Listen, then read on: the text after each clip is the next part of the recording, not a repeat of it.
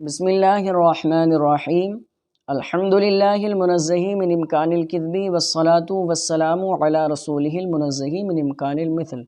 مصنف علیہ رحمہ عصبہ بنفسہ کی تعریف اور اس کے احوال کو ذکر کرنے کے بعد اب عصبہ بغیرہ کے احوال کو ذکر کرتے ہوئے فرماتے ہیں وَأَمَّا الْعَصْبَةُ بِغَيْرِهِ، اب رہا عصبہ بغیرہ۔ پچھلے سبق میں عصبہ بغیرہ اور عصبہ ما غیرہ کے درمیان فرق بیان کرتے ہوئے بے توجہی میں کہہ دیا گیا تھا کہ عصبہ بغیرہ میں غیر عصبہ نہیں ہوتا ہے اور عصبہ ما غیرہ میں غیر عصبہ ہوتا ہے۔ حالانکہ فرق جو ہے فرق یہ ہے کہ عصبہ بغیرہ میں جو غیر ہوگا وہ مذکر ہوگا اور عصبہ ما غیرہ میں جو غیر ہوگی وہ مؤنث ہوگی، یہ دونوں کے درمیان فرق ہے۔ تو مصنف علیہ رحمہ نے بیان فرمایا کہ وہ اما العصبۃ بغیرہ، اب رہا عصبہ بغیرہ فاربع من النسوۃ، تو وہ چار طرح کی عورتیں ہیں کہ چار طرح کی عورتیں ہیں جو غیر کی وجہ سے عصبہ ہوتی ہیں۔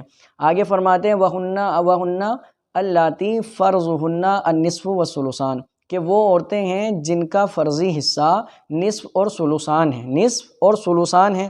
تو یہ عورتیں کیا ہوں گی؟ یسرن عصبۃ باخوتہن، تو یہ اپنے بھائیوں کی وجہ سے عصبہ ہو جائیں گی۔ کما ذکرنا فی حالاتہن، جیسا کہ ہم نے ان کے احوال میں ذکر کر دیا۔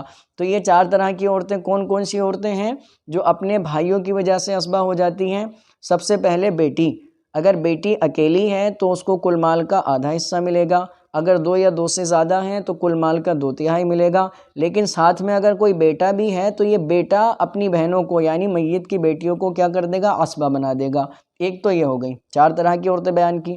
دوسری کون ہے؟ پوتی، کہ اگر بیٹی اور بیٹا کوئی موجود نہیں ہے، پوتی ہے، اگر اکیلی ہے تو کل مال کا نصف ملے گا، دو یا دو سے زیادہ ہیں تو کل مال کا 2/3 ملے گا، لیکن اگر ساتھ میں کوئی پوتا بھی موجود ہے تو اب وہ پوتا ان کو کیا کر دے گا؟ عصبہ بنا دے گا، ٹھیک ہے؟ تو اب یہ بھی عصبہ ہو گئی، عصبہ بغیرہ۔ تیسرے نمبر پر آتا ہے حقیقی بہن، کہ اگر حقیقی بہن اکیلی ہے تو اس کو کل مال کا نصف ملے گا، دو یا دو سے زیادہ ہیں تو کل مال کا 2/3 ملے گا یعنی 2/3 ملے گا، لیکن ساتھ میں اگر کوئی حقیقی بھائی بھی موجود ہے تو اب ان بہنوں کو فرضی حصہ نہیں مل کر کیا یہ عصبہ بن جائیں گی بھائی کی وجہ سے۔ اور چوتھے نمبر پر آتی ہے اللاتی بہن، اللاتی بہن یعنی باپ شریک بہن، کہ اگر وہ اکیلی ہیں تو کل مال کا نصف ملے گا، اور اگر دو یا دو سے زیادہ ہیں تو کل مال کے 2/3 ملیں گے، لیکن اگر ساتھ میں کوئی اللاتی بھائی بھی موجود ہے تو وہ ان کو عصبہ بنا دے گا۔ تو مصنف علیہ رحمہ نے فرمایا کہ عصبہ بغیرہ میں صرف 4 قسم کی عورتیں ہیں، 4 طرح کی عورتیں ہوں گی، اور وہ بھی وہ عورتیں ہیں کہ جن کا فرضی حصہ نصف اور 2/3 ہے، وہ اپنے بھائیوں کی وجہ سے کیا ہو جائیں گی؟ عصبہ ہو جائیں گی۔ یہاں سے ایک شک یہ پیدا ہوا اور یہ اشتباہ ہوا کہ بھئی اگر بھائی عصبہ بن رہا ہے تو پھر وہ بہن کو بھی عصبہ بنا دے گا، جیسے کہ مذکورہ صورتوں میں ہوا۔ تو اس میں ایک وہم پیدا ہوا کہ بھئی کیا ہر جگہ ایسا ہوگا کہ اگر بھائی عصبہ بن رہا ہے تو اپنی بہن کو وہ عصبہ بنا دے گا؟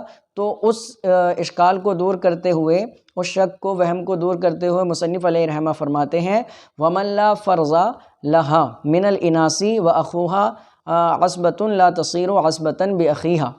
تو فرماتے ہیں کہ وہ جس کا کوئی فرضی حصہ نہیں ہے، یعنی جو اصحاب فرائض میں سے نہیں ہے، جو مؤنث اصحاب فرائض میں سے نہیں ہے اور اس کا بھائی کیا ہے؟ عصبہ ہے، تو فرماتے ہیں لا تصیر عصبةً بأخیہا، تو وہ اپنے بھائی کی وجہ سے عصبہ نہیں ہوگی۔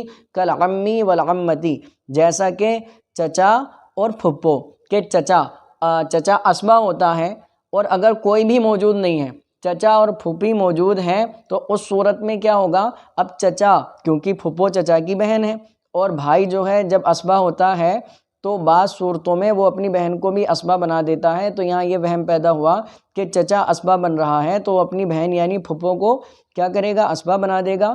تو مصنف علیہ رحمہ نے بیان فرمایا کہ نہیں، وہی عورتیں اپنے بھائیوں کی وجہ سے عصبہ بنیں گی جو اصحاب فرائض میں سے ہوں، اور پھپھو جو ہے وہ اصحاب فرائض میں سے نہیں ہے، کیونکہ اس لیے کہ اللہ تبارک و تعالیٰ نے اس کو اصحاب فرائض میں سے شمار نہیں کیا، شمار نہیں کروایا ہے، اور اس کا کوئی فرضی حصہ نہیں ہوتا ہے، تو لہٰذا یہ اپنے بھائی کی وجہ سے بھی عصبہ نہیں بنے گی۔ یعنی اگر میت نے صرف چچا اور پھپھو چھوڑی ہیں تو اس صورت میں کل کا کل مال چچا کے لیے ہوگا، پھپھو کے لیے کچھ بھی نہیں ہوگا۔